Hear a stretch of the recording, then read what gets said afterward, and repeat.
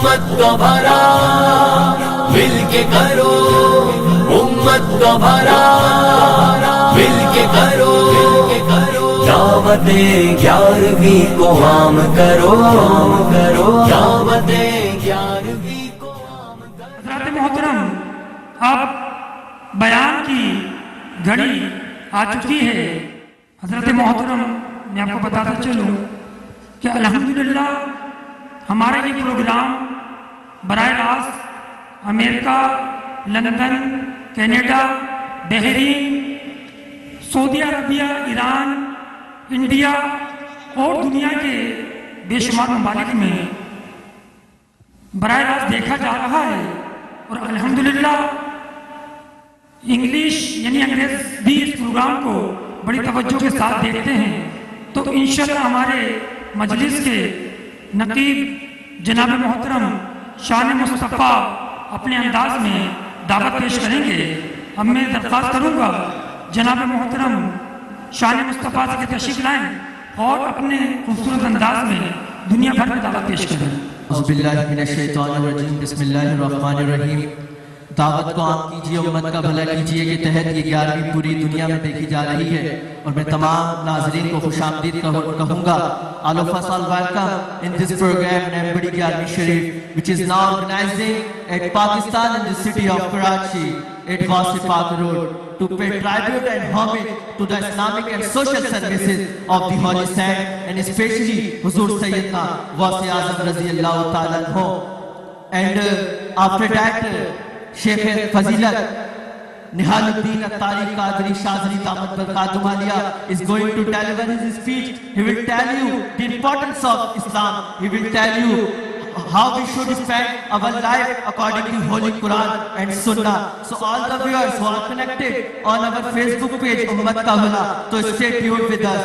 میں اب حضرت کو ان اشعار کے ساتھ دعوت خطاب دوں گا کہ شراب کہن پھر پلا سا کیا، وہی جام گردش میں جا سا کیا، مجھے عشق کے پر لگا کر اڑا، میری خاک جگنو بنا کر اڑا، اور لڑکنے پھڑکنے کی توفیق دے، دل مرتضیٰ سوز صدیق دے، تمنا کو سینوں سے پھر پار کر، تمنا کو سینوں میں بیدار کر، تیرے آسمانوں کے تاروں کی خیر، زمینوں کے شب زندہ داروں کی خیر، پلا دے مجھے وہ پے پردہ سوز کہ آتی نہیں فصل گل روز روز، وہ میں جس سے روشن ضمیر حیات، وہ میں جس سے ہے مستی کائنات، وہ میں جس سے ہے سوز ساز ازل، وہ میں جس سے کھلتا ہے راز ازل، اٹھا سا کیا پردہ اس راز سے، لڑا دے بگولے کو شہباز سے، اور صبر و رضا کی منزلیں عشق و وفا کے قافلے، صبر و رضا کی منزلیں عشق و وفا کے قافلے، جن کے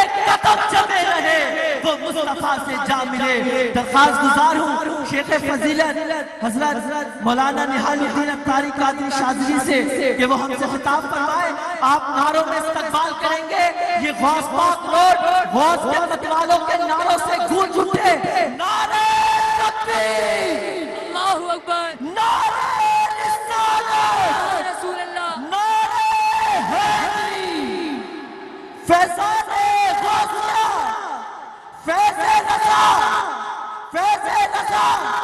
تشریف لاتے ہیں شیخ الفضیلت مولانا نہالالدین اتاری قادری شاذلی۔ الحمدللہ رب العالمین والصلاة والسلام علی سید المرسلین، اما بعد فاعوذ باللہ من الشیطان الرجیم، بسم اللہ الرحمن الرحیم۔ پڑھئے الصلاة والسلام علیک یا رسول اللہ وعلى آلك وصحابك يا حبيب الله، الصلاة والسلام عليك يا نبي الله وعلى آلك وصحابك يا نور الله، اللهم صل وسلم وبارك على سيدنا ومولانا محمد النبي الأمي الحبيب العالي القادر العظيم الجاه، وعلى آله وصحابه وبارك وسلم، صلاة والسلام عليك يا سيدي يا سيدي یا مدنی یا عربی یا قریشی یا ہاشمی یا من جائے تبیر، کہ جو میں نے لکھا ہے ایک ایک گھر اس کا دیکھا ہے میں نے، اور ایک عالمی میں میرا بتانے کا سلسلہ یہ ہوتا ہے، میں جو بولے نا وہ لکھ لیتا ہوں۔ اچھا بعض لوگ بیچارے وہ کہتے ہیں یار بیان کے دوران حوالہ وغیرہ جو دیا کریں، لیکن یہ حوالوں کے ساتھ ہی لکھا ہو، اور الحمدللہ مختلف کتابوں سے میں نے جو ہے آج آپ کے لیے ایک خاص موضوع جو ہے وہ میں نے رکھا ہے، اور تقریباً یہاں پر جتنے بھی حضرات ہیں جو سنتے ہیں آتے ہیں ہر سال، ان کو یہ معلوم ہے کہ یہاں پر کوئی نہ کوئی کسی ایک خاص موضوع پر جو ہے بیان ہوتا ہے، اور حقیقت میں اس کو بیان نہیں بلکہ سبق کہتا ہوں۔ یہ سبق میں نے لکھا ہے، الحمدللہ ہمارے درمیان مفتی، علماء، مشائخ موجود ہوئے، گویا کہ وہ میں ان کو سنا رہا ہوں۔ راتوں کو بھی یہ دن میں بدلنے نہیں دیں گے، راتوں کو بھی یہ دن میں بدلنے نہیں دیں گے۔ ایگو حضرت تھوڑا سا میرے تو بیان میں کچھ آپ بالکل وہ کرتے ہیں۔ راتوں کو بھی یہ دن میں بدلنے نہیں دیں گے، کچھ لوگ تو سورج کو بھی نکلنے نہیں دیں گے۔ تو سانپ اگر ہے تو کچل دیں گے تیرا پھن، تو سانپ اگر ہے تو کچل دیں گے تیرا پھن، نفرت کا تجھے زہر اگلنے نہیں دیں گے۔ ہر قطرہ لہو کا میرا آواز دے گا، ہر قطرہ لہو کا میرا آواز دے گا، اسلام کا سورج کبھی ڈھلنے نہیں دیں گے انشاءاللہ۔ سبحان اللہ گئے بس سبحان اللہ لگا آپ کو انشاءاللہ کی وجہ سے کیا خیال ہے؟ اے مسلمانوں کبھی بھی ایسا ہونے نہیں دیں گے انشاءاللہ۔ میرے میٹھے محترم اسلامی بھائی، دنیا بھر میں اختلاف پایا جاتا ہے، اور یہ اختلاف ہمارے دین اسلام میں بھی پایا جاتا ہے۔ اس کا اختلاف سے جو سب سے بڑا نقصان ہوا ہے وہ ہے باعمل ہونے کا، کہ آج اس اختلافات کہ جو ہم نظر ہو گئے اور ہم بے عمل ہو گئے۔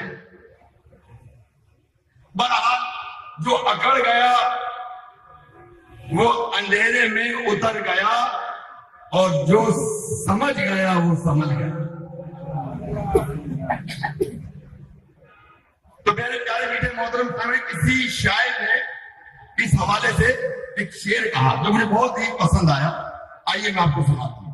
اسی نے حقیقت ہی بیان کر دی۔ تحقیق کرتے کرتے ارادہ بدل گیا، تحقیق کرتے کرتے ارادہ بدل گیا، شیطان کو چال چلنی تھی شیطان چال چل گیا، شیطان کو چال چلنی تھی شیطان چال چل گیا۔ دوبارہ سنیے، تحقیق کرتے کرتے ارادہ بدل گیا، شیطان کو چال چلنی تھی شیطان چال چل گیا۔ اپنی تراوی 20 ہیں آج ہے بھائی، اپنی تراوی 20 ہیں آج ہے بھائی، میرا اسی خیال میں رمضان نکل گیا۔ اتنا بڑا نقصان، وہ رمضان کا مہینہ نکل گیا کہ جس میں ایسے لوگوں کی بخشش و مغفرت ہوتی ہے کہ ان کے عمل کے سبب ان پر جہنم واجب ہو چکا ہو۔ بارہ میرے میٹھے محترم اسلامی بھائی، آئیے ان سب کا علاج میں آپ کو 4 مصروں میں پیش کرتا ہوں۔ سلیم بھائی 4 مصروں پیش کرتا ہوں انشاءاللہ۔ کہ چراغوں کے سفر میں دبدبا آندھیوں کا، کہ چراغوں کے سفر میں دبدبا ہو آندھیوں کا تو پھر انجام ظلمت کے سوا کچھ نہیں ہے. ظلمت اندھے ہو گئے تو پھر انجام ظلمت کے سوا کچھ بھی نہیں ہے. یہ دنیا نفرتوں کی آخری اسٹیج پر ہے. یہ دنیا نفرتوں کی آخری اسٹیج میں ہے. علاج اس کا محبت کے سوا کچھ نہیں. علاج اس کا محبت کے سوا کچھ نہیں. صلو علی الحبیب صلی اللہ تعالی علی محمد.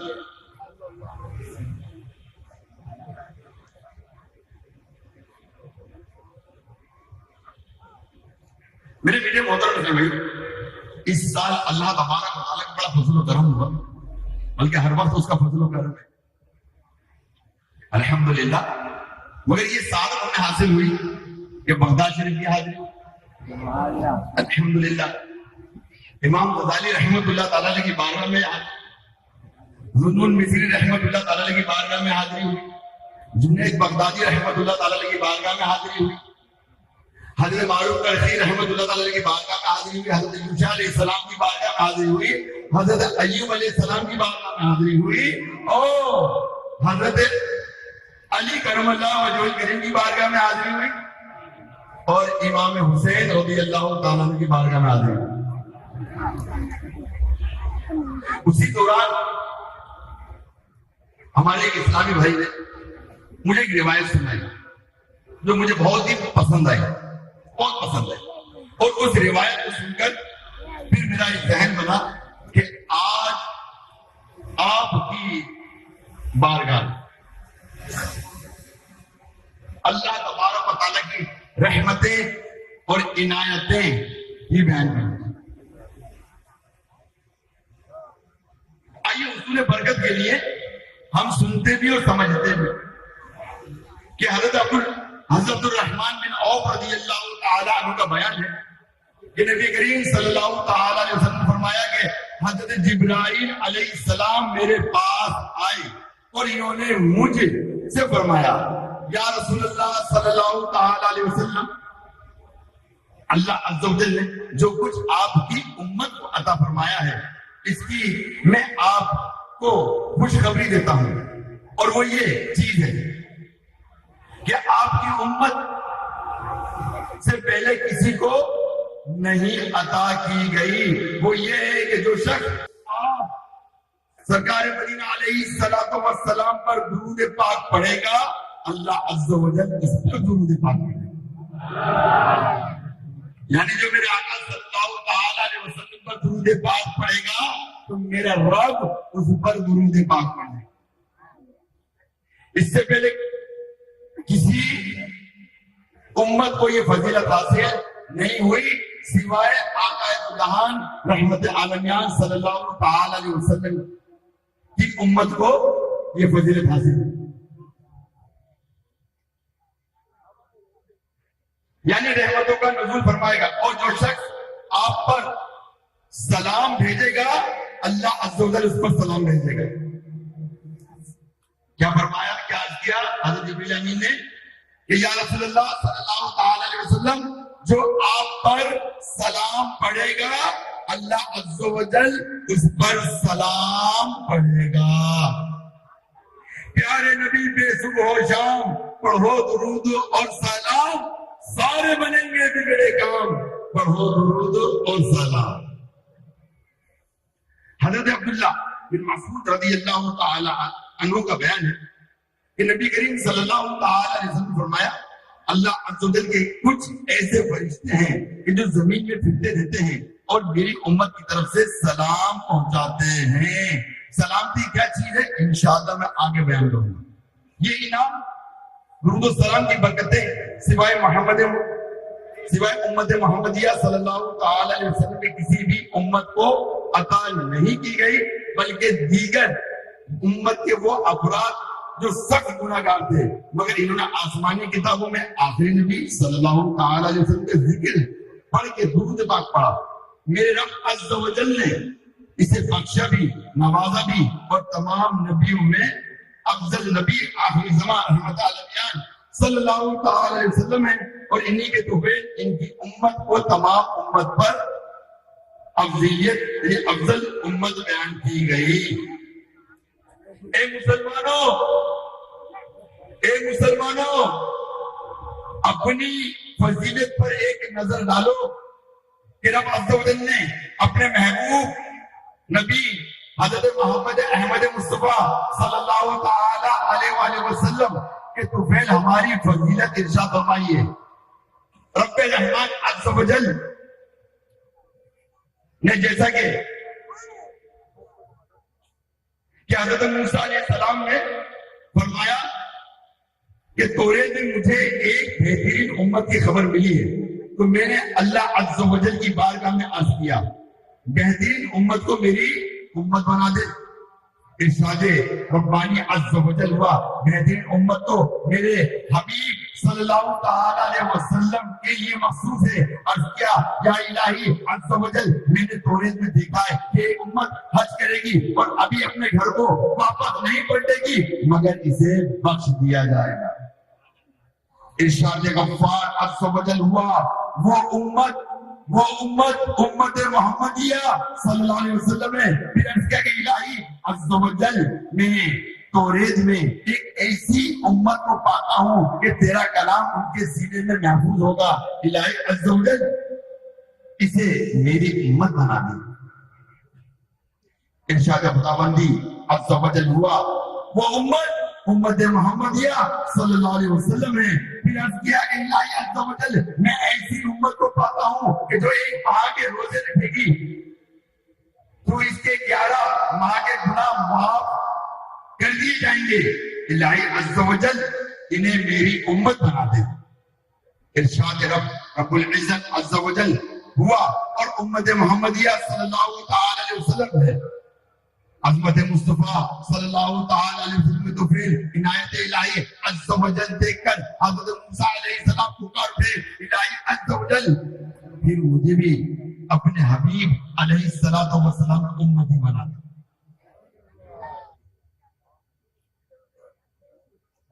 اسی بنا پر اللہ تبارک و تعالی کے پیارے حبیب ہمارے نبی کریم رؤوف رحیم صلی اللہ تعالی علیہ وآلہ وسلم نے ارشاد فرمایا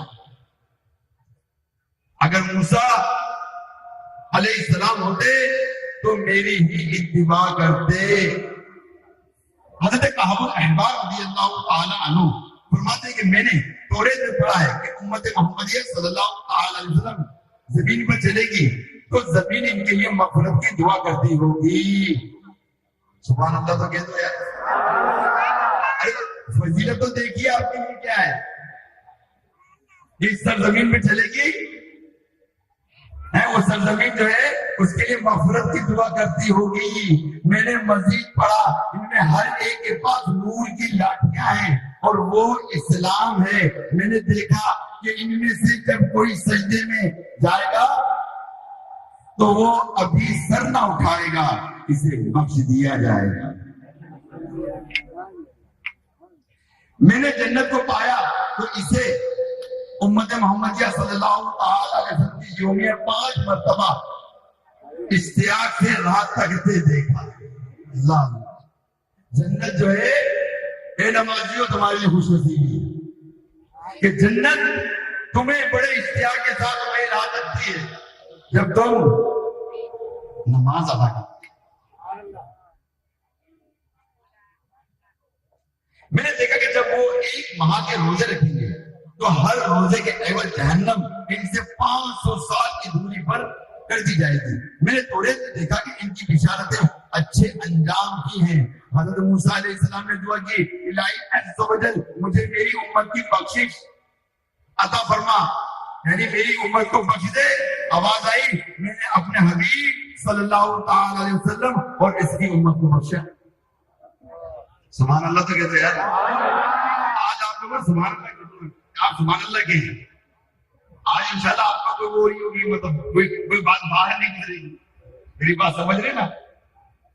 آج انشاءاللہ آپ کے سامنے رحمت و بڑی باتیں ہوں گی، اور ناخا تو برملا کہتے ہیں، ناخا کیا کہتے ہیں؟ سبحان اللہ کا جنت میں کیا لگے گا؟ بولیے، درخت لگے۔ حدیث ہے اور سچی حدیث ہے۔ صحیح ہے بالکل. اگر ہم سبحان اللہ کہیں گے تو وہ درخت کہاں لگے گا؟ کہاں لگے گا؟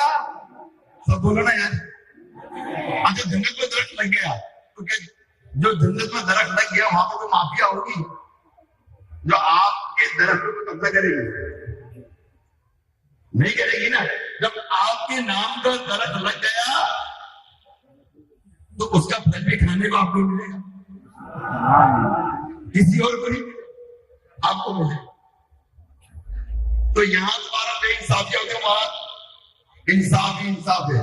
مگر اللہ تعالیٰ اپنا فضل و کرم عطا فرمائے, اپنے فضل و کرم سے ہماری سب کی بخشش مغفرت فرمائے.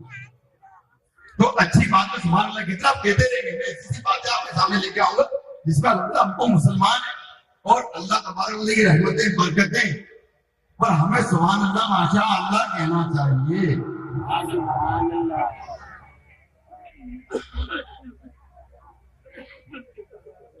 تو حضرت موسیٰ علیہ السلام نے دعا کی الہی عز و جل مجھے اور میری امت کو یہ بخشش عطا فرما. تو آواز آئی کہ میں نے اپنے حبیب اور اس کی امت کو بخشا. فرمائے کہ میرے نزدیک ان کا ثواب انبیاء علیہ السلام کے ثواب کی مثل ہے اور میرا غضب ان سے دور ہے. ان کا معمولی سا عمل بھی مجھے قبول ہے اور اس پر میں انہیں بہت کچھ عطا کروں گا.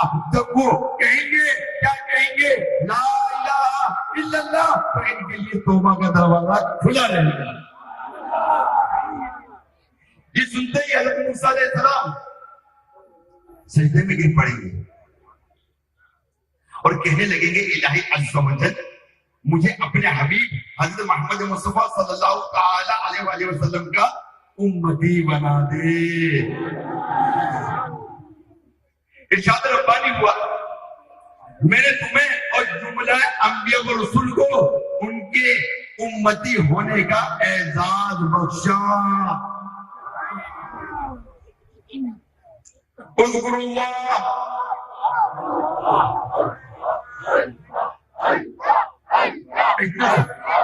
اللہ اللہ اللہ اللہ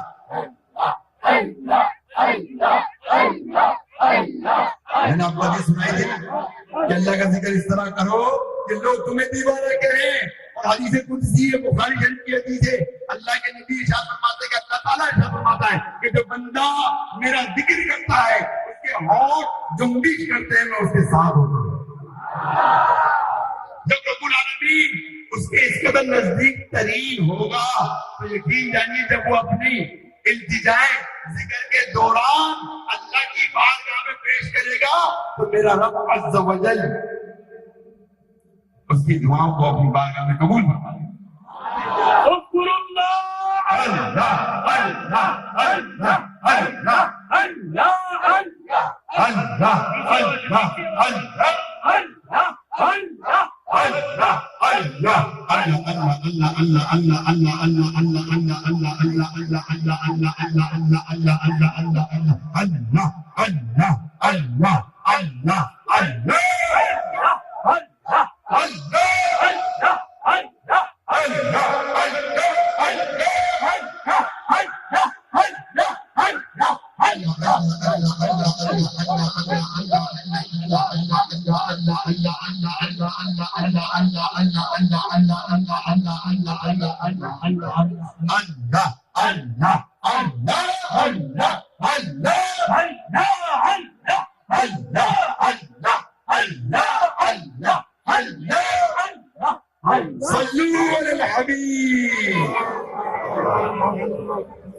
تو میرے بیٹے محترم اسلامی بھائیوں وہ ذات ربانی اتنی کریم ہے ہر امت پر اپنی رحمت سے اپنے بندوں کو رحمت کا سوال کرنے پر اپنی رحمتوں میں لیتا ہے. بنی اسرائیل پر اللہ عز و جل نے بڑی نعمتوں سے سرفراز فرمایا. قدرت نے اپنی نشانیاں بھی ظاہر فرمائی اور فرعونیوں پر 5 قسم کے عذاب میں مبتلا فرمایا اور مومنوں کو محفوظ فرمایا. جبکہ فرعونیوں اور مومنین ایک ہی جگہ رہتے اور دیکھتے خود عذاب میں مبتلا ہیں اور مومنین کو محفوظ ہیں.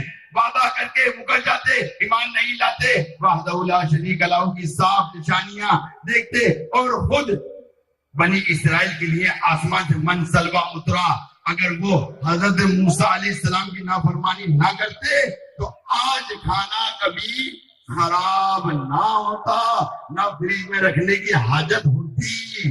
بہرحال دیکھیے کہ میرے رب عز و جل نے رحمت کا سوال کرنے والوں پر اپنا فضل و کرم عطا فرمایا. آپ کو واقعہ سنا. ایک دفعہ کا واقعہ ہے کہ حضرت موسیٰ علیہ السلام کو اللہ عز و جل نے حکم دیا کہ سمندر کی طرف جاؤ اور وہاں 3 کشتیاں ڈوبنے والی ہیں.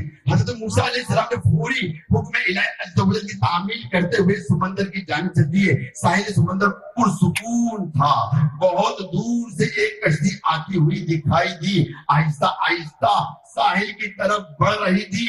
ابھی وہ کنارے سے کچھ ہی فاصلے پر تھی کہ حضرت موسیٰ علیہ السلام نے آواز دی, اے کشتی والو, اللہ عز و جل کا حکم آنے والا ہے, ہوشیار رہنا.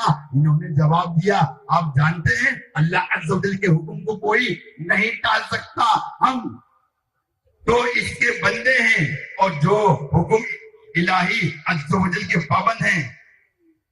کشتی والے ابھی یہ بات کہہ ہی رہے تھے کہ اچانک ایک موج اٹھی اور کشتی ڈوبنے لگی اور سوار اپنے آپ کو بچانے کی کوشش کرنے لگے. اتنے میں ایک زبردست موج آئی اور کشتی کو اپنے ساتھ بہا کر سمندر کی تہ میں لے گئے. تھوڑی دیر بعد میں ایک اور کشتی نظر آئی. حضرت موسیٰ علیہ السلام نے انہیں بھی خبردار کیا اور کہا کہ ذرا محتاط ہو کر آنا. انہوں نے بھی پہلے والوں کی طرح جواب دیا کہ جو کچھ ہونا ہے وہ ہو کر ہی رہے گا. آج ہم بھی کہتے ہیں نا کہ جو میرا رب چاہتا تو اس نے طے کر لیا تو وہ ہو کے ہی رہے گا.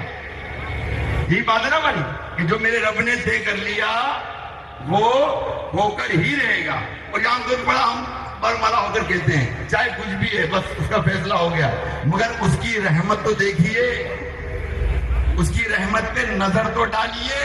یہ جملہ تو آپ کہہ رہے ہیں, ان لوگوں نے بھی یہی جملہ کہا مگر یہ موجیں انہیں بچا نہ سکی. سنیے انہوں نے بھی وہی بات کہی. تو حضرت موسیٰ علیہ السلام کی حکمت کے بارے میں سوچوں میں گم ہو گئے. کہ ذرا محتاط ہو کر آنا. انہوں نے پہلے والوں کی طرح جواب دیا کہ جو کچھ ہونا ہے وہ ہو کر ہی رہے گا اور کشتی کو کنارے کی طرف لاتے رہے یہاں تک کہ ساحل کے قریب آتے آتے یہ کشتی بھی ڈوب گئی. حضرت موسیٰ علیہ السلام اللہ عز و جل کی حکمت کے بارے میں سوچوں میں گم تھے کہ انہیں ایک تیسری کشتی آتی دکھائی دی. آپ نے حسب سابق اس کشتی والوں کو بھی نصیحت کی کہ دیکھو اللہ عز و جل کا حکم آنے والا ہے, اپنے گناہوں کی معافی مانگتے ہوئے ذرا محتاط ہو کر آؤ. انہوں نے جواب میں کہا کہ اے اللہ عز و جل کے نبی علیہ السلام, جس طرح آپ سچے ہیں اس طرح اللہ عز و جل کا حکم بھی اٹل ہے, اسے کوئی نہیں بدل سکتا. لیکن اللہ عز و جل کی رحمت بھی تو ہے, ہم اس کی رحمت سے کیوں مایوس ہیں؟ لہذا ہم اللہ عز و جل کی رحمت پر بھروسہ کر کے آ رہے ہیں اور وہ اپنی رحمت کے صدقے ہمیں ضرور امن اور سلامتی کے ساتھ کنارے پر پہنچا دے گا. یا رسول اللہ, نعرے تکبیر, نعرے رسالت. تو کشتی والوں کا یہ جواب سن کر حضرت موسیٰ علیہ السلام خاموش ہو گئے. جب کشتی حفاظت کنارے آ لگی تو اللہ عز و جل کے پیغمبر سوچنے لگے کہ اللہ عز و جل کے 3 کشتیاں ڈوبنے کو فرمایا تھا اور 2 ڈوب گئیں, لیکن تیسری سلامتی کے ساتھ کنارے پر آ لگی. یہ کیسے بچ گئی؟ یہ ہے سلامتی کہ جو ہمیں ایک دوسرے کو سلام کرنے سے ملتی ہے. سلام کیا؟ سلام دعا ہے. اور جن پر میرے رب عز و جل کے ولیوں کی سلامتی ہو اور جن پر میرے سرکار صلی اللہ تعالی علیہ وسلم کی سلامتی ہو, یعنی سلامتی کی دعا ہو, تو اس رب ذوالجلال کا جلال نہیں رہتا بلکہ جمال ہو جاتا ہے. وہ دنیا کی زندگی سے لے کر داخل جنت تک سلامتی میں رہے گا. ارشاد باری تعالیٰ ہوا، اے موسیٰ علیہ السلام، آپ نے سنا نہیں کہ تیسری کشتی والوں نے کیا کہا؟ انہوں نے میرے حکم کو تسلیم کیا تھا، میری رحمت کو آواز دی تھی اور اس پر پورا توکل اور بھروسہ بھی کیا تھا، تو اس لیے یہ کشتی میری رحمت کے طفیل بچ گئی۔ کیونکہ جو بھی میری رحمت کے دروازے پر آ کر صدا دیتا ہے، سنیے کہ جو بھی میری رحمت کے دروازے پر آ کر صدا دیتا ہے، میں اسے نا امید نہیں کرتا۔ میرے میٹھے محترم اسلامی بھائی، ابھی ہم سن رہے تھے 3 کشتیاں جس کو اللہ تبارک و تعالیٰ نے ڈوبنے کا حکم فرمایا تھا کہ یہ تینوں کشتیاں ڈوب جائیں گی، مگر ایک کشتی وہ ڈوبنے سے بچ گئی کہ اس کشتی پر اللہ تبارک و تعالیٰ کا فضل و کرم ہوا اور اس نے رب تبارک و تعالیٰ کی رحمت کو صدا دی۔ اسی طرح اگر ہم صدا دیتے رہیں گے تو اپنے معاملات کو سدھارتے رہیں گے، معاملات کو اچھا کرتے رہیں گے۔ اس حوالے سے ایک تفصیلی حدیث ہے، بلکہ ایک حدیث ہے، تفصیلی حدیث سناتا ہوں میں آپ کو نا، کہ حضرت سیدنا سہیل بن سعدی رضی اللہ تعالیٰ عنہ سے مروی ہے کہ حضرت سید المبلغین جناب رحمت للعالمین صلی اللہ تعالیٰ علیہ وسلم نے ارشاد فرمایا کہ بے شک اللہ عز و جل نے کائنات کی تخلیق سے 2000 سال قبل امید کے ایک کاغذ پر ایک معاہدہ لکھا، پھر اس کو عرش پر رکھا اور ندا دی، اے امت محمدیہ صلی اللہ علیہ وسلم، بے شک میری رحمت میرے غضب پر سبقت لے گئی۔ سبحان اللہ تو کہہ دو یار، کتنی بڑی بات ہے۔ اس رب العالمین کا جلال جو ہے وہ رحمت پہ ٹھنڈا ہو جاتا ہے۔ اللہ اکبر، اللہ اکبر، کہ میں تمہارے سوال کرنے سے پہلے تمہیں عطا کر دوں گا اور مغفرت کا سوال کرنے سے قبل ہی تمہیں بخش دوں گا۔ میں جو مجھ سے ملے، تم میں جو مجھ سے ملے، اور یہ گواہی دیتا ہوں کہ اللہ عز و جل کے سوا کوئی معبود نہیں اور محمد صلی اللہ تعالی علیہ وسلم میرے بندے اور رسول ہیں، تو میں اسے جنت میں داخل کر دوں گا۔ میرے رب عز و جل اپنے محبوب صلی اللہ تعالی علیہ وسلم کی امت سے کس قدر محبت کا اظہار فرماتا ہے، بے حساب بخشش فرماتا ہے، اس واقعے سے اندازہ لگائیے۔ اب جو واقعہ میں آپ کو سنانے جا رہا ہوں، اگر آپ توجہ سنتے دیکھیں، میں نے تو لکھا ہے، اس کو زبانی بھی بیان کر سکتے ہیں، مگر میں یہ چاہتا ہوں کہ جیسا لکھا ہے نا کتابوں میں، ویسا آپ تک پہنچنا چاہیے، ویسے ہی پہنچنا چاہیے، ورنہ ہوتا یہ ہے کہ بندہ کہتا کچھ ہے، منہ سے نکلتا کچھ ہے، پھر وہ معاملات بڑے خراب ہو جاتے ہیں۔ تو بہرحال یہ واقعہ آپ سنیں کہ ایک مرتبہ کا واقعہ ہے کہ سید الانبیاء نبی کریم رؤوف رحیم صلی اللہ تعالی علیہ وسلم طواف فرما رہے تھے، ایک عربی کو اپنے آگے طواف کرتے ہوئے پایا، جس کی زبان پر یا کریم کی صدا تھی۔ حضور اکرم صلی اللہ تعالی علیہ وسلم نے بھی پیچھے سے یا کریم پڑھنا شروع کر دیا۔ وہ عربی رکن یمانی کی طرف جاتا تو پڑھتا یا کریم، سرکار دو عالم صلی اللہ تعالی علیہ وسلم بھی پیچھے سے پڑھتے یا کریم۔ وہ عربی جس سمت میں رخ کرتا اور پڑھتا یا کریم، تو سرکار مدینہ علیہ السلام بھی اس کی آواز سے آواز ملاتے ہوئے یا کریم پڑھتے۔ عربی نے تاجدار کائنات صلی اللہ تعالی علیہ وسلم کی طرف دیکھا اور کہا کہ اے روشن چہرے والے، اے حسین قد والے، اللہ عز و جل کی قسم آپ کا چہرہ اتنا روشن اور عمدہ قد نہ ہوتا تو آپ کی شکایت میں اپنے محبوب نبی کریم رؤوف رحیم صلی اللہ تعالی علیہ وسلم کی بارگاہ میں ضرور کرتا۔ آپ میرا مذاق اڑاتے ہیں؟ سید دو عالم صلی اللہ تعالی علیہ وسلم مسکرائے اور فرمایا، کیا تو اپنے نبی کو پہچانتا ہے؟ کیا تو اپنے نبی کو پہچانتا ہے؟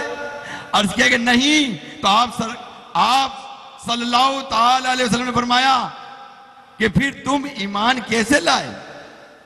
عرض کیا کہ بن دیکھے ان کی نبوت اور رسالت کو تسلیم کیا، مانا، اور بغیر ملاقات کے میں نے ان کی رسالت کی تصدیق کی۔ آپ نے فرمایا، مبارک ہو میں دنیا میں تیرا نبی ہوں اور آخرت میں تیری شفاعت کروں گا. حضور علیہ الصلوۃ والسلام کے قدموں میں گرا اور بوسے دینے لگا, بوسے لینے لگا. آپ نے فرمایا میرے ساتھ وہ معاملہ نہ کر جو عجمی لوگ اپنے بادشاہ کے ساتھ کرتے ہیں. اللہ عز و جل نے مجھے متکبر و جابر بنا کر نہیں بھیجا, بلکہ اللہ عز و جل نے مجھے بشیر و نذیر بنا کر بھیجا.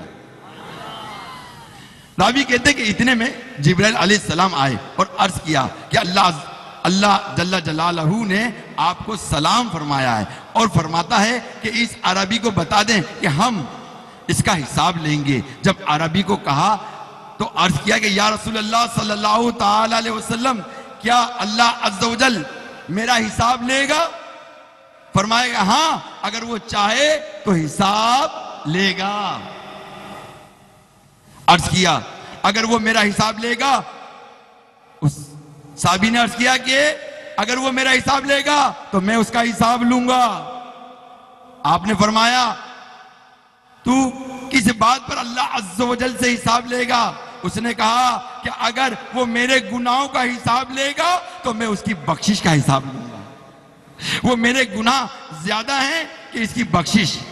اگر اس نے میری نافرمانیوں کا حساب لیا تو میں اس کی معافی کا حساب لوں گا. اگر اس نے میرے بخل کا امتحان لیا تو میں اس کے فضل و کرم کا حساب لوں گا. حضور اکرم سید عالم صلی اللہ تعالی علیہ وسلم یہ سب سماعت کرنے کے بعد اتنا روئے کہ ریش مبارک آنسوؤں سے تر ہو گئی. پھر حضرت جبرائیل علیہ السلام آئے, عرض کیا کہ اے اللہ کے رسول صلی اللہ تعالی علیہ وسلم, اللہ عز و جل سلام کہتا ہے اور فرماتا ہے کہ رونا کم کریں کہ آپ کے رونے سے سبب فرشتوں کی تسبیح و تحلیل بھلا دی گئی ہے. اپنے امتی کو کہیں کہ نہ وہ ہمارا حساب لے نہ ہم اس کا حساب لیں گے, اور اس کو خوشخبری سنا دیں کہ یہ جنت میں آپ کا ساتھی ہوگا. کیا عقل نے سمجھا ہے, کیا عشق نے جانا ہے؟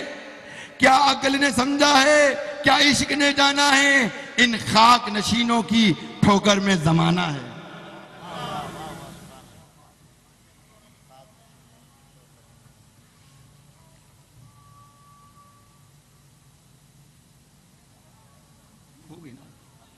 ایک ہو گئی اذان, ایک ہو گئی تو کوئی مسئلہ. اصل میں مسائل ہوتے ہیں, لوگ کہتے ہیں اذان ہو رہی اس طرح.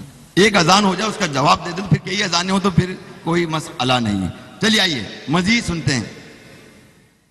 آئیے اے پردے میں رہنے والی اسلامی بہنوں, بیان سننے والی, سنو تمہارا بھی واقعہ سناتا ہوں. ایک عورت نے نبی کریم صلی اللہ تعالی علیہ وسلم کی خدمت میں آئی اور اس نے عرض کیا یا رسول اللہ صلی اللہ تعالی علیہ وسلم, میں نے بڑے گناہ کیے ہیں, مجھے اس کا تدارک بتائیے.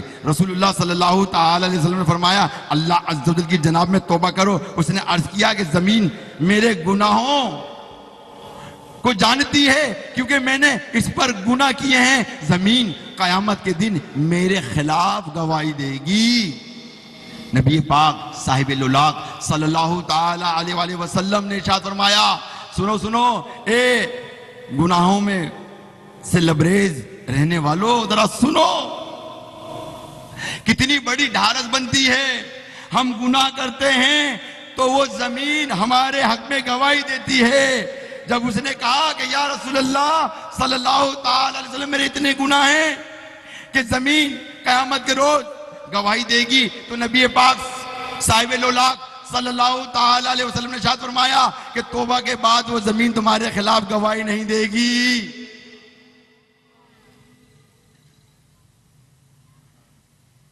فرمایا کہ جس دن زمین کو دوسری زمین سے بدلا جائے گا, پھر اس نے عرض کیا آسمان جو میرے اوپر ہے وہ جانتا ہے روز قیامت میرے خلاف گواہی دے گا.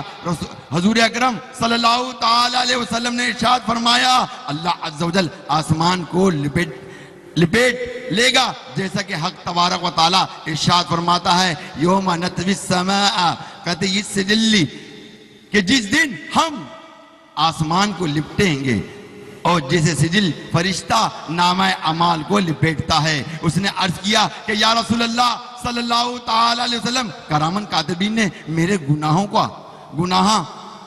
کا نامہ اعمال میں لکھا ہے. حضور علیہ الصلوۃ والسلام نے ارشاد فرمایا, اللہ تبارک و تعالی ارشاد فرماتا ہے ان الحسنات یذہبن السیئات, کہ بے شک نیکیاں برائیوں کو مٹا دیتی ہے. پھر حضور صلی اللہ تعالی علیہ وسلم نے فرمایا توبہ کرنے والا ایسا ہو جاتا ہے کہ جیسے اس نے گناہ کیا ہی نہیں. اس کے بعد اس عورت نے کہا کہ فرشتے میرے اعمال سے واقف ہیں اور میرے خلاف میرے برے عملوں کی گواہی دیں گے. حضور اکرم صلی اللہ تعالی علیہ وسلم نے فرمایا اللہ عز و جل قیامت کے روز حفظہ کو بھلا دے گا. جیسا کہ کتاب ربیع الابرار میں ہے کہ نبی کریم صلی اللہ تعالی علیہ وسلم نے فرمایا کہ جب بندہ خدا کے جناب میں توبہ کرتا ہے اور اللہ عز و جل اس کی توبہ قبول فرما لیتا ہے تو حفظہ یعنی نامہ اعمال لکھنے والے فرشتوں کی یادداشت اور اس کو فراموش کر دیتا ہے جو بندے نے عمل کیا. اس عورت نے کہا اللہ عز و جل ارشاد فرماتا ہے یوم تشہد علیہم السنتہم وایدیہم وارجلہم بما کانوا یعملون, کہ جس دن ان پر گواہی دیں گی ان کی زبانیں اور ان کے ہاتھ اور ان کے پاؤں جو کچھ کرتے تھے. تو رسول پاک صلی اللہ تعالی علیہ وسلم نے فرمایا اللہ عز و جل زمین اور بندے کے اعضاء سے فرمائے گا کہ بندے کے گناہوں کو چھپاؤ اور کسی پر اسے کبھی ظاہر نہ کرو. پھر اس عورت نے عرض کیا کہ یا رسول اللہ صلی اللہ تعالی علیہ وسلم بلا شبہ یہ تمام باتیں توبہ کرنے والوں کے حق میں برحق ہیں, مگر روز قیامت شرمندگی اللہ عز و جل سے حیا کی اور اس بندے میں کیسے طاقت آئے گی.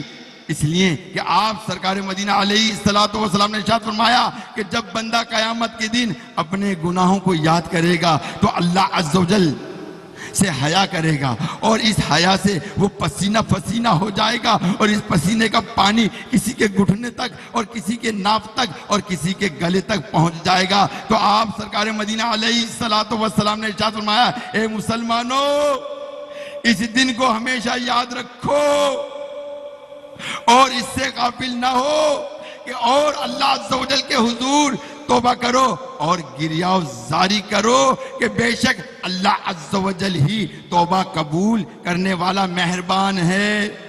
جنہیں اپنے گناہوں پہ پشیمانی نہیں ہوتی, جنہیں اپنے گناہوں پہ پشیمانی نہیں ہوتی, خدا کی ایسے لوگوں پر مہربانی نہیں ہوتی. میرے میٹھے اور محترم اسلامی بھائیوں, یہ گناہوں کی نحوست انتہائی خطرناک ہے.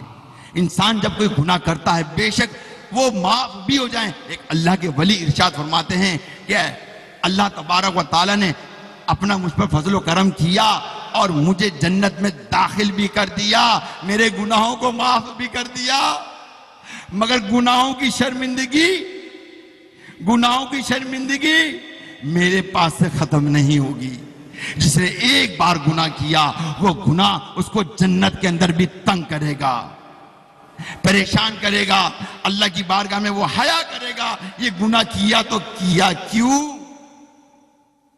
تو ہونا تو یہی چاہیے کہ ہم گناہوں سے اپنے آپ کو مکمل طور پر محفوظ کر لیں, اپنے آپ کو بچائیں, جتنا ہو سکے اپنے نفس کے ساتھ جہاد کریں, اس نفس کو مطیع اور فرما بردار بنائیں.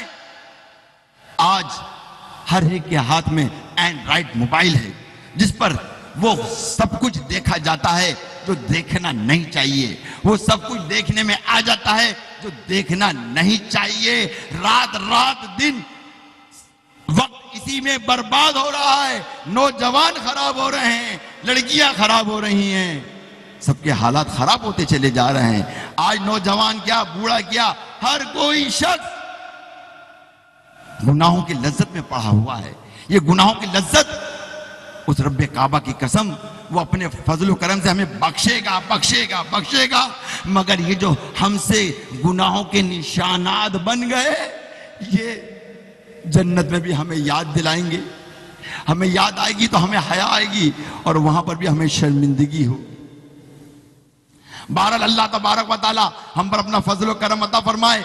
ہم اپنی جانوں پر ظلم اور زیادتی تو کرتے ہی کرتے ہیں، اور گناہوں کے سبب کرنے والوں دیکھو تو صحیح، اللہ تبارک و تعالیٰ قرآن مجید میں ارشاد فرماتا ہے اور ہماری ڈھارس کو بنداتا ہے، قُلْ يَا عِبَادِيَ الَّذِي أَسْرَفُوا عَلَىٰ أَنفُسِهِمْ لَا تَقْنَطُوا مِن رَحْمَةِ اللَّهِ إِنَّ اللَّهَ يَغْفِرُ الذُّنُوبَ جَمِيعًا إِنَّهُ هُوَ الْغَفُورُ الرَّحِيمُ، کہ تم فرماؤ اے میرے وہ بندو جنہوں نے اپنی جانوں پر زیادتی کی، اللہ عز و جل کی رحمت سے نا امید نہ ہو کہ بے شک اللہ عز و جل سب گناہ بخش دیتا ہے، بے شک وہی بخشنے والا ہے اور مہربان۔ مشرکین میں سے چند آدمی سید عالم صلی اللہ تعالی علیہ وسلم کی خدمت بابرکت میں حاضر ہوئے، اور انہوں نے حضور علیہ السلام سے عرض کیا کہ آپ کا دین تو بے شک حق ہے، سچا ہے، لیکن ہم نے بڑے بڑے گناہ کیے ہیں، بہت سی معصیتوں میں مبتلا رہے ہیں، کیا کسی طرح ہمارے گناہ معاف ہو سکتے ہیں؟ تو اس پر یہ آیت نازل ہوئی کہ تم فرماؤ اے میرے بندو، اے میرے وہ بندو، اے میرے وہ بندو جنہوں نے اپنی جانوں پر زیادتی کی، اللہ عز و جل کی رحمت سے نا امید نہ ہو کہ بے شک اللہ عز و جل سب گناہ بخش دیتا ہے، بے شک وہی بخشنے والا مہربان ہے۔ ہمارے پیارے پیارے صحابہ کرام عالم رضوان نے حضور علیہ السلام سے سوال کر کر کے ہمارے لیے باعمل ہونے کے لیے آسانی فرمائی، بلکہ دیکھا یہ گیا ہے کہ چھوٹے چھوٹے عمل سے بڑی بڑی نعمت حصے میں آئی، جیسا کہ حدیث مبارکہ میں ہے کہ حضرت ابو ذر غفاری رضی اللہ تعالیٰ عنہ سے مروی ہے کہ انہوں نے فرمایا کہ میں نے عرض کیا کہ یا رسول اللہ صلی اللہ تعالیٰ علیہ وسلم مجھے ایسا عمل بتائیے کہ جو مجھے جنت سے نزدیک کر دے اور دوزخ سے دور کر دے۔ فرمایا کہ جب تم سے کوئی برا عمل ہو جائے تو فوراً اس کے بعد نیک عمل کر لو۔ میں نے عرض کیا کہ لا الہ الا اللہ کا کلمہ حسنات میں سے ہے، فرمایا احسن الحسنات ہے۔ اس حوالے سے ایک واقعہ سنیے، ایک شخص تھا جس سے گناہ سرزد ہوا اور وہ عرفات کے میدان میں تھا، اس نے کیا کیا، اس نے کنکر اٹھائے اور کنکر اٹھانے کے بعد اس پہ کلمہ پڑھا اور کہا کہ پتھرو تم میرے حق میں گواہی دینا۔ اور پھر پیارے محترم اسلامی بھائی جب وہ رات کو سویا تو خواب میں کیا دیکھتا ہے کہ قیامت برپا ہے، کیا دیکھتا ہے؟ قیامت برپا ہے، اور اس کو جہنم کے فرشتے جہنم کی جانب لیے جا رہے ہیں۔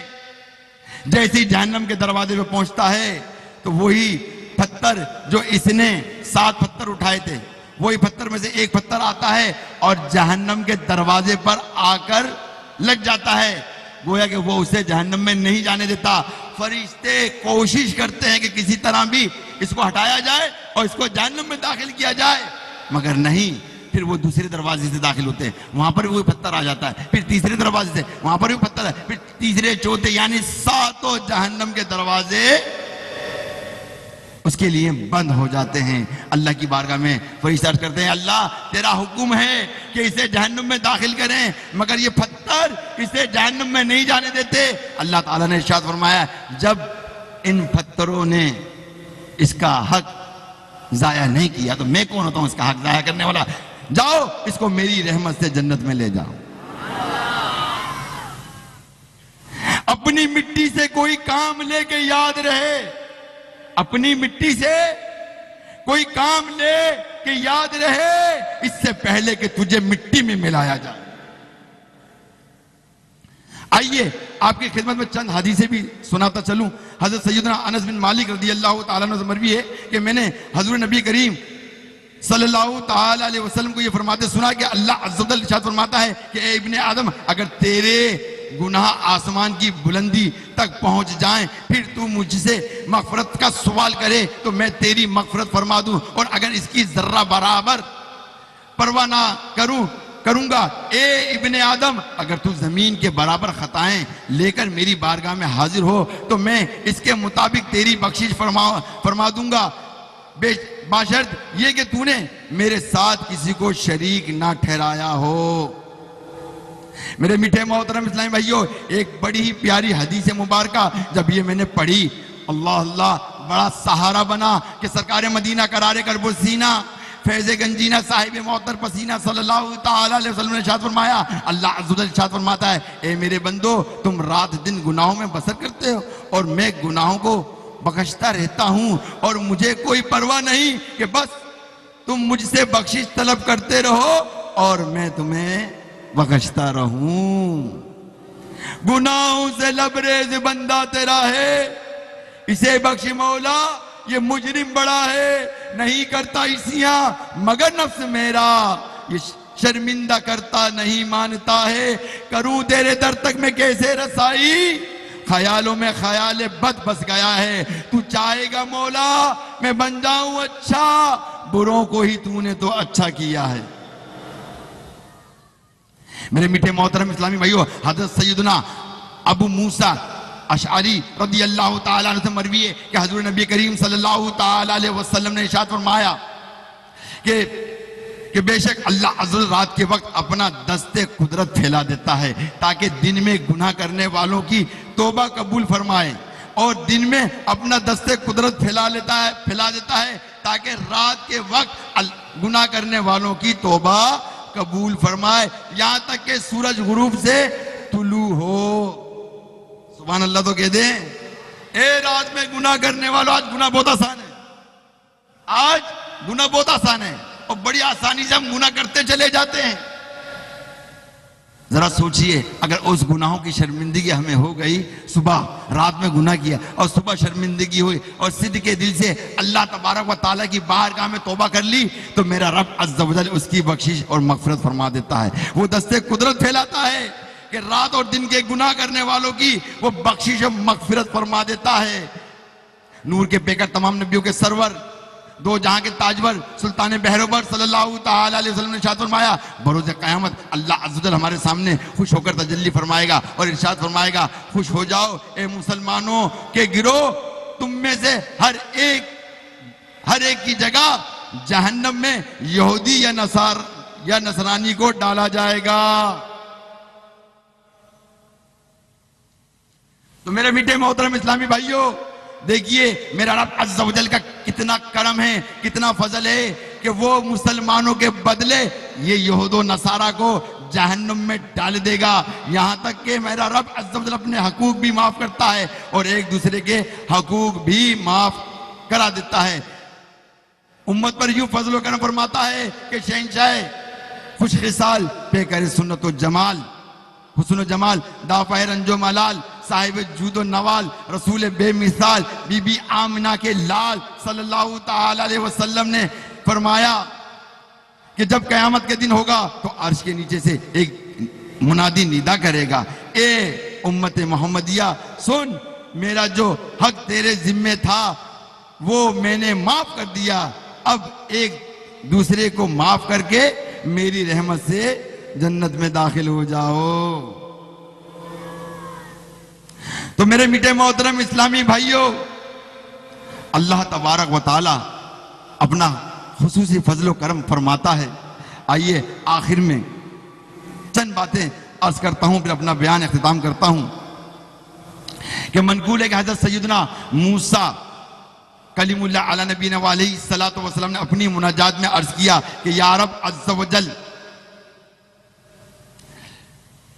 اللہ عز و جل نے ارشاد فرمایا لبیک یا موسیٰ، آپ علیہ السلام نے عرض کیا کہ یا اللہ عز و جل تو تو مالک ہے، میری کیا حیثیت کہ تو مجھے لبیک کہہ کر جواب دے۔ اللہ عز و جل نے ارشاد فرمایا مجھے یہ پسند ہے کہ کوئی بندہ مجھے یا رب پکارے تو میں اسے لبیک کہہ کر جواب دوں۔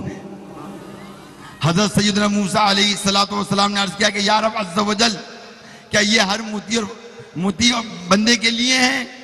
فرمایا، ارشاد ہوا ہاں بلکہ ہر گناہگار بندے کے لیے بھی ہے۔ تو حضرت موسیٰ علیہ السلام نے عرض کیا کہ فرما بردار کے لیے تو اس کی اطاعت کے سبب ہے، اور گناہگار پر یہ کرم کس وجہ سے ہے؟ تو جواب ارشاد ہوا، اے موسیٰ علیہ السلام، اگر میں بھلائی کرنے والوں کو اس کی بھلائی کا بدلہ دوں اور برائی کرنے والے پر اس کی برائی کی وجہ سے احسان نہ کروں تو میرا جود و کرم کہاں جائے گا؟ تو میرے بیٹے محترم اسلامی بھائیوں، ایک بات اور اصل میں شارٹ کر رہا تھا مگر یہ بات سامنے آ رہی ہے، میں چاہ رہا ہوں کہ یہ بات آپ تک ہونی چاہیے. سنیے کہ حضرت عامر بن ربیعہ رضی اللہ تعالیٰ عنہ نے نبی کریم رؤوف رحیم صلی اللہ تعالیٰ علیہ وسلم سے روایت کی کہ حضور علیہ السلام نے ارشاد فرمایا کہ جب بندہ مر جاتا ہے اور اللہ عز و جل اس کے برے ہونے کو خوب جانتا ہے، مگر جب لوگ اسے اچھا کہتے ہیں تو اللہ عز و جل فرشتوں سے فرماتا ہے کہ تم گواہ ہو جاؤ، میں نے اسے بندوں کی گواہی اپنے بندوں کے حق میں قبول کر لی ہے، اور اس بندے کے بارے میں اپنے علم کے باوجود میں نے اسے بخش دیا ہے. اسی حوالے سے پیارے اسلام بھائیو ایک واقعہ اور سن لیجئے کہ حضرت عبدالعزیز بن صہیب رحمت اللہ تعالیٰ سے مروی کہ انہوں نے کہا کہ میں نے حضرت انس بن مالک رضی اللہ تعالیٰ عنہ سنا ہے کہ آپ نے فرمایا کہ رسول اللہ صلی اللہ تعالیٰ علیہ وسلم کے سامنے ایک جنازہ گزرا، لوگوں نے اس کی اچھی تعریف کی تو حضور علیہ السلام نے فرمایا کہ اس کے لیے واجب ہو گئی. اس کے بعد دوسرا جنازہ گزرا، لوگوں نے اسے برا کہا تو حضور علیہ السلام نے فرمایا کہ اس کے لیے واجب ہو گئی. حضرت عمر بن خطاب رضی اللہ تعالیٰ عنہ نے پوچھا کہ یا رسول اللہ صلی اللہ تعالیٰ علیہ وسلم کیا چیز واجب ہو گئی؟ نبی کریم صلی اللہ تعالیٰ علیہ وسلم نے فرمایا کہ جس کی تم نے اچھے لفظوں سے تعریف کی اس کے لیے جنت واجب ہو گئی، اور جس کو تم نے برے لفظوں سے یاد کیا اس کے لیے جہنم واجب ہو گئی. اس کے بعد فرمایا کہ تم خدا عز و جل کی زمین میں اللہ عز و جل کے گواہ ہو. اللہ اکبر. سمجھنے کی بات ہے پیارے اسلام بھائی. آج ہم اپنے مرحومین کو یاد کرتے ہیں تو ان کے گناہوں سے یاد کرتے ہیں، کرتے نہیں کرتے؟ گناہوں سے یاد کرتے ہیں، اور جبکہ ان کو اچھے الفاظوں سے یاد کرنا چاہیے، ان کے نیک اعمال سے یاد کرنا چاہیے.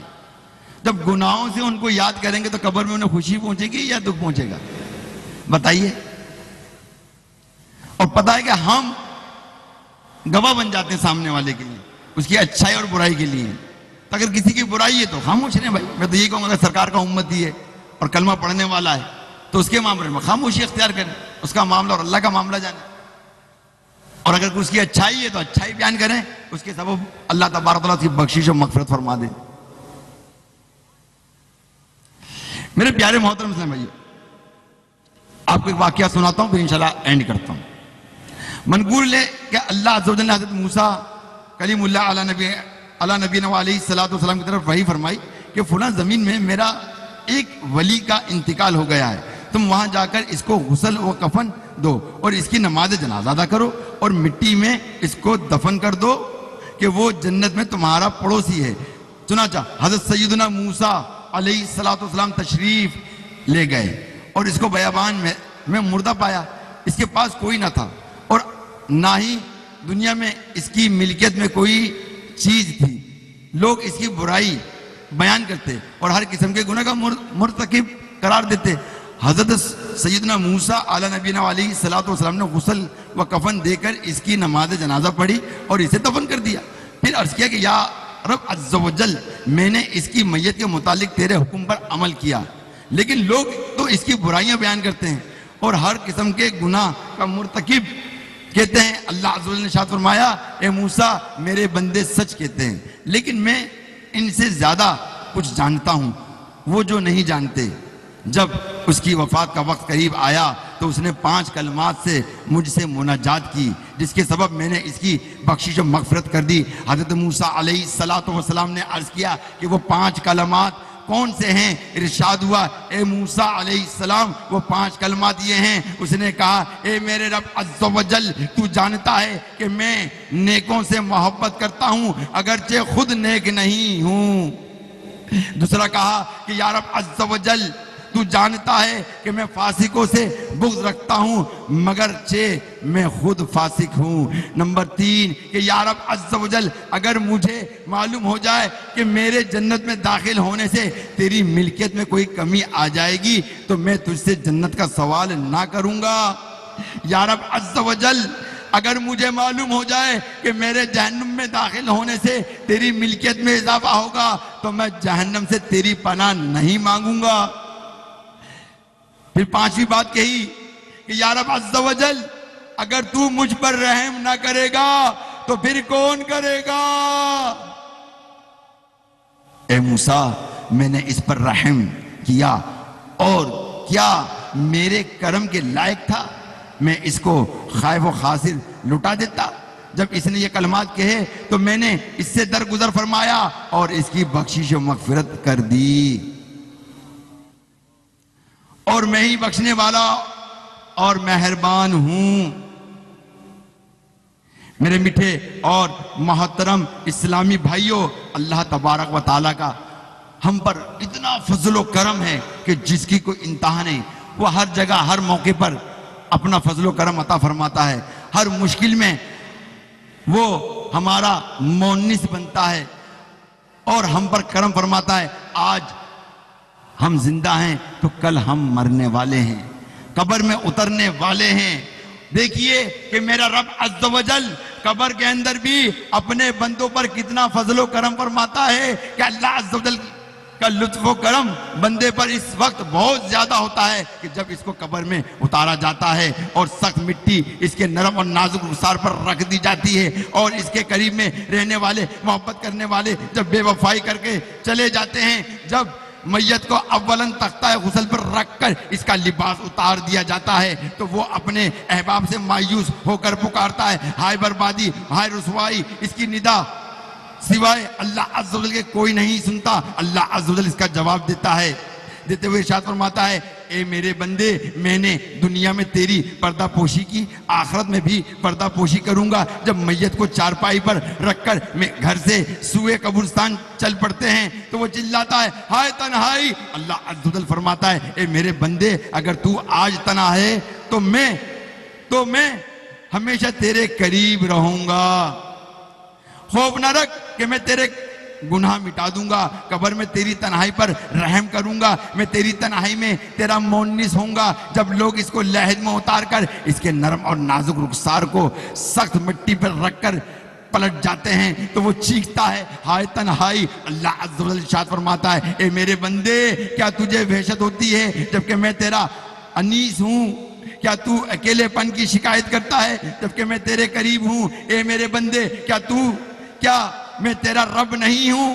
عرض کرے گا، کیوں نہیں اے میرے رب عز و جل۔ اللہ عز و جل فرمائے گا، اے میرے بندے، کیسے تو نے اس چیز کو چھوڑ دیا کہ جس کا میں نے تجھے حکم دیا تھا، اور کیسے اس کا مرتکب ہوا کہ جس سے میں نے تجھے منع کیا تھا؟ کیا تجھے معلوم نہ تھا کہ تجھے میری طرف پلٹنا ہے، تیرے اعمال میرے سامنے پیش ہونے ہیں؟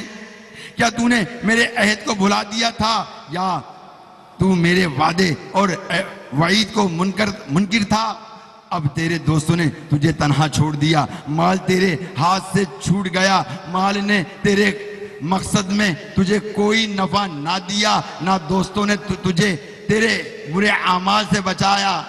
اب تیرے پاس کیا عذر ہے؟ بندہ عرض کرے گا، اے میرے رب عز و جل، میرا دل مال دولت کی محبت میں گرفتار ہوا، ان دونوں نے مجھے گناہوں پر آمدہ کیا، اب میں تیرے جوار رحمت میں ہوں اور تیری اس رات مہمان ہوں، تو مجھے اپنی آگ سے عذاب نہ دینا۔ اگر تو ہی مجھ پر رحم نہیں فرمائے گا تو پھر کون رحم کرے گا؟ اللہ عز و جل فرمائے گا، اے میرے بندے، لوگوں نے تجھے چھوڑ دیا، اور اگر وہ تیرے پاس رہتے تو بھی تجھے اس سے نفع نہ ہوتا۔ انہوں نے تجھے میرے دروازے کی طرف متوجہ کر دیا اور میرے رحم اور کرم پر چھوڑ کر گئے ہیں۔ اے میرے بندے، ٹھنڈا سانس لے اور آنکھوں کو بھی ٹھنڈا کر لے کہ تو آج رات میرا مہمان ہے، اور کریم اپنے مہمان کو محروم نہیں چھوڑتا۔ اے فرشتوں، احسن طریقے سے اس کی مہمان نوازی کرو اور اس پر، اس کے گھر والوں اور قرابت داروں سے زیادہ مہربان ہو جاؤ۔ تو میرے میٹھے اور محترم اسلامی بھائیوں، سیدنا ابو ہریرہ رضی اللہ تعالی عنہ سے مروی ہے کہ حضور صلی اللہ تعالی علیہ وسلم نے ارشاد فرمایا، اگر تمہاری خطائیں آسمان تک پہنچ جائیں پھر بھی تم توبہ کرو تو ضرور اللہ عز و جل تمہاری توبہ قبول فرما لے گا۔ یا نبی میں سراپا گناہ گار ہوں۔ آج ہر کوئی شخص، میرا بھائی یہاں بیٹھے ہوئے، اسلامی بہنیں بیٹھی ہیں، آپ یہاں موجود ہیں، آج صدق کے دل سے اللہ کی بارگاہ میں توبہ کر لیجیے، اس کو راضی کر لیجیے اور یہ طے کر لیجیے کہ جو گناہ اب تک سرزد ہوا اب نہیں ہوگا۔ اب بولیے، اب گناہ سرزد نہیں ہوگا۔ صدق کے دل سے توبہ کر لیجئے، ہم سب مل کر صدق کے دل سے توبہ کر لیں، اللہ کی بارگاہ میں رجوع کر لیں۔ یا نبی میں سراپا گناہ گار ہوں، آپ کا امتی، آپ کا پیار ہوں۔ میرے آقا صلی اللہ تعالی علیہ وسلم نے اپنی امت کی محبت میں بے تحاشا آنسو بہائے، ٹپک ٹپک کے گرتے تھے، اللہ اللہ سجدے میں گرتے، مدینہ چھوڑ کے کھو میں چلے گئے، غار میں امت کی محبت میں روتے رہے، جہنم کا تذکرہ سنتے تو روتے رہے، بے قرار رہے۔ آج ہمیں رونا نہیں آتا، آج ہمیں تڑپنا نہیں آتا، آج جہنم کے حالات سننے پر بھی ہم اشکبار نہیں ہوتے۔ میرے پیارے محترم اسلامی بھائیوں، اللہ کے نبی ہم سے بے حد پیار فرماتے، بے حد محبت فرماتے، یہاں تک کہ ہمیں چوٹ لگتی تو اس کی بھی تکلیف آپ کو پہنچتی۔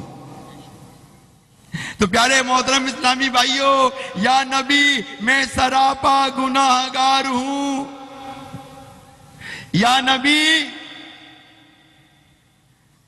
نبی میں سراپا گناہ گار ہوں، آپ کا امتی، آپ کا پیار ہوں، آپ کی شفقتوں کا میں حقدار ہوں، کیونکہ سب سے بڑا میں گناہ گار ہوں۔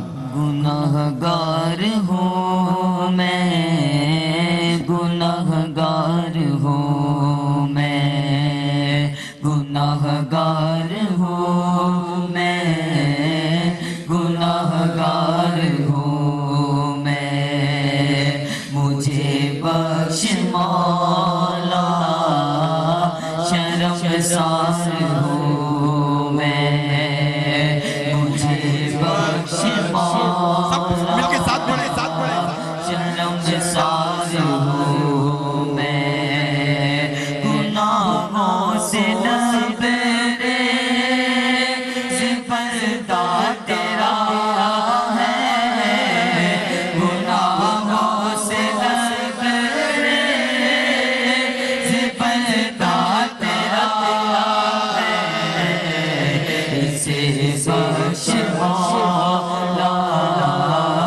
یہ مجرم بڑا ہے، اسے بخش مولا، یہ مجرم بڑا ہے، کروں تیرے در تک میں کیسے رسائی، کروں تیرے در تک میں کیسے رسائی، کروں تیرے در تک میں کیسے رسائی، گناہوں میں دل تو میرا پھنس گیا ہے، گناہوں میں دل تو میرا پھنس گیا ہے، گناہ گار ہوں میں، گناہ گار ہوں میں، اللہ مجھے بخش مولا،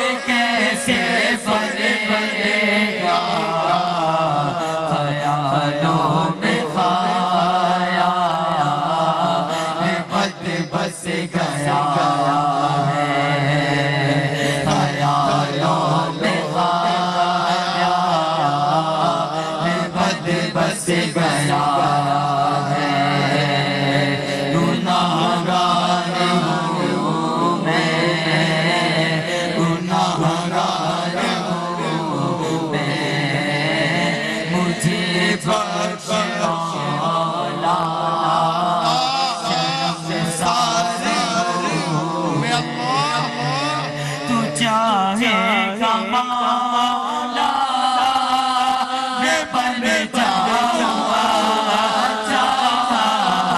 तू चाहेगा मौला मैं बन जाऊंगा अभी भी तू चाहेगा मौला बली बनो तू चाहेगा मौला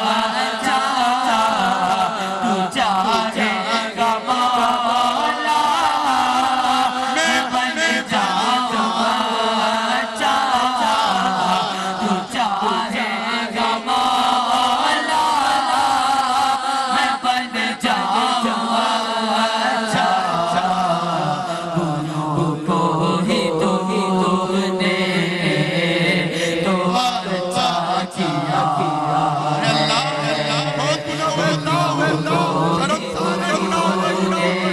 जानकर गुनाह कर आज तेरी जिंदगी में तौबा करते हैं गुरु ही तूने तो अच्छा किया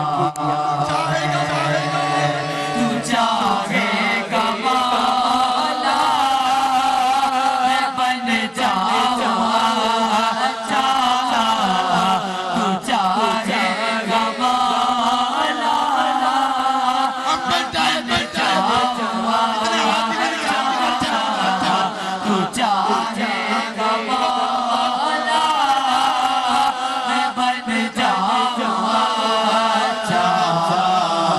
गुरु को ही तूने तो अच्छा किया है गुरु को ही तूने तो अच्छा किया है गुनाहगार हूँ मैं गुनाहगार हूँ मैं मुझे बख्श मौला शर्म से सारे हूँ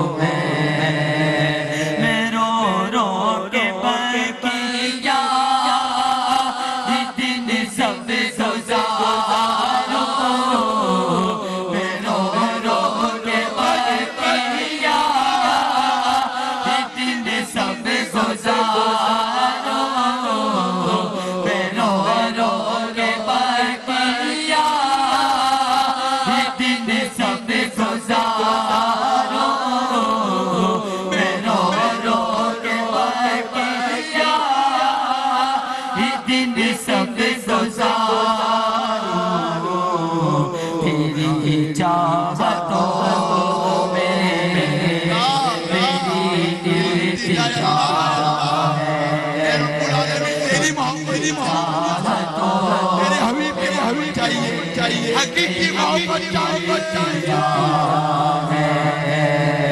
गुनाहगार हूँ मैं गुनाहगार हूँ मैं मुझे बख्श मौला शर्म से सारे हूँ मैं गुनाहगार पर हो करम पर मुर्शिद गुनाहगार पर हो करम पर मुर्शिद गुनाहगार पर हो करम पर मुर्शिद तेरा बता जिसे लजाता हुआ है तेरा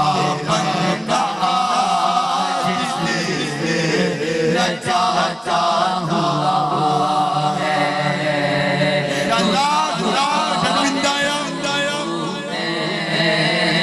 गुनाहगार हूँ मैं मुझे बख्श मौला शर्म से सारे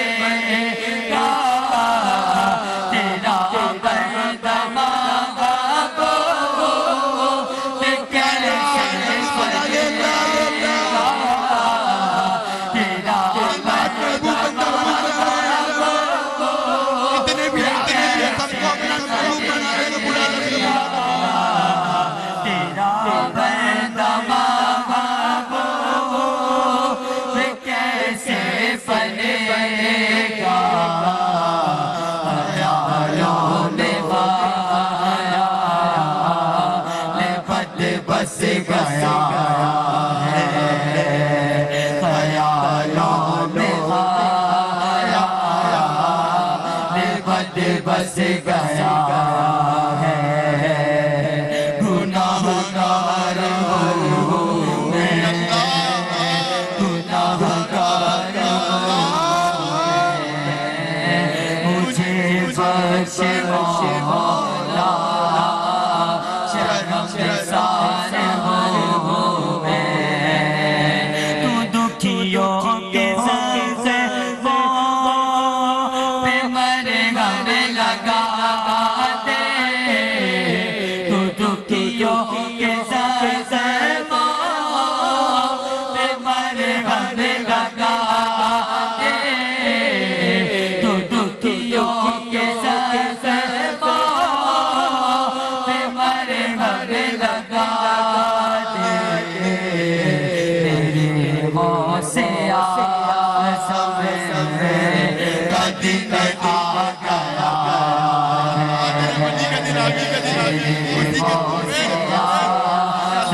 سب کی بگڑی بنا دے